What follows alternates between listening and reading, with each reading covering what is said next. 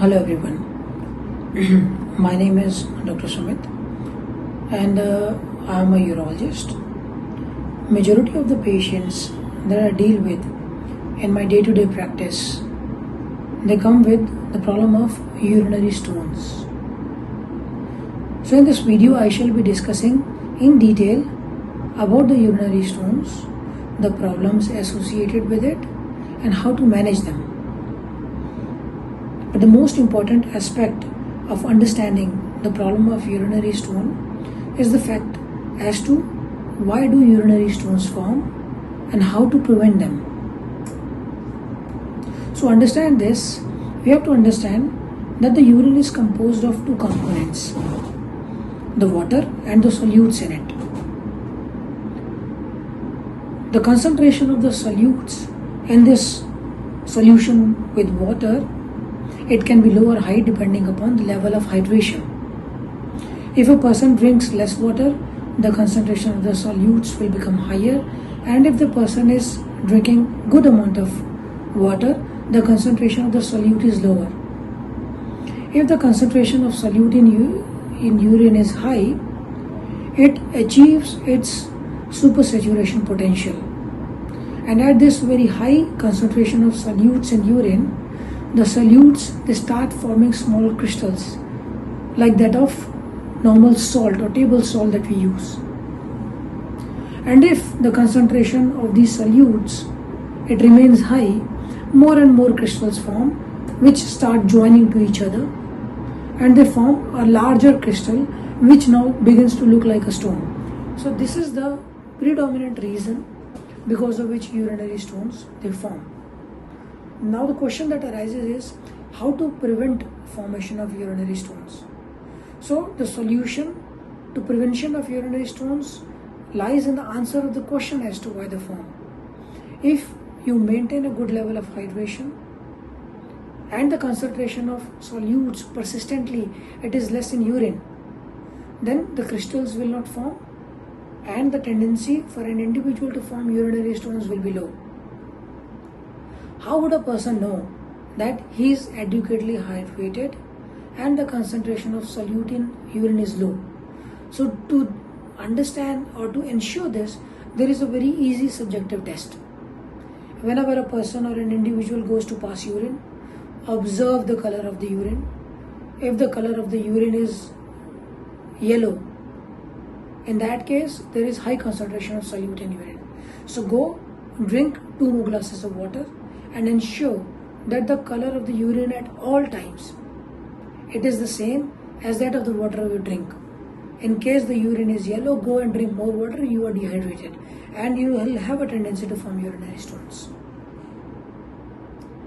Second question that arises is the recurrence of urinary stones related to the way of management? Many patients, they come to me and they ask me that whenever I get a stone removed through lithotripsy, there is more chance of recurrence of urinary stone. Whenever a person undergoes open surgery for removal of stone, there is more chance of urinary stone. No, it is not related to the modality of management of stone removal. The recurrence of urinary stone, it is related to the fact that you have not taken adequate precaution following removal of the stone, and the reason because of which the urinary stone formed in the first place, it has remained unaddressed, and that is why urinary stones are formed again. If the urinary stones are asymptomatic, should the urinary stones still be removed? So to understand this, we have to understand that the urinary stone most common manifest in the form of pain, which can be very severe, and the patients who get this pain, they rush to get the treatment. But many a times urinary stones are asymptomatic. But if the urinary stones are larger than 8 mm in size, in that case it is better that they are managed and they are removed either using medicines or by any sort of surgical management modules. If the stones are larger in size, they can harm you in long term by causing recurrent urinary infection. They can cause obstruction to the flow of urine, which can over a long term render the kidney non-functional and if they remain into the kidney for years together, they may lead to formation of cancers in the kidney. So it is important that urinary stones, if they are larger in size, they are removed from the kidneys. They don't remain inside the kidneys. There are certain dietary maneuvers which can be undertaken to prevent recurrence of or the formation of the urinary stones in the first instance. Most common composition of urinary stones, it is calcium and oxalate, sometimes uric acid. So we should avoid the food products that are rich in these constituents if one is already forming urinary stones. So for that, the food products that are rich in oxalates or uric acid, they include spinach, tea, coffee, cola-based cold drinks, dates, cashew nuts. So these food products, they should be avoided. Intake of salt should be reduced because the amount of calcium an individual excretes in urine, it is directly proportional to the intake of salt. So if you take less amount of salt, you will excrete less amount of calcium in the urine.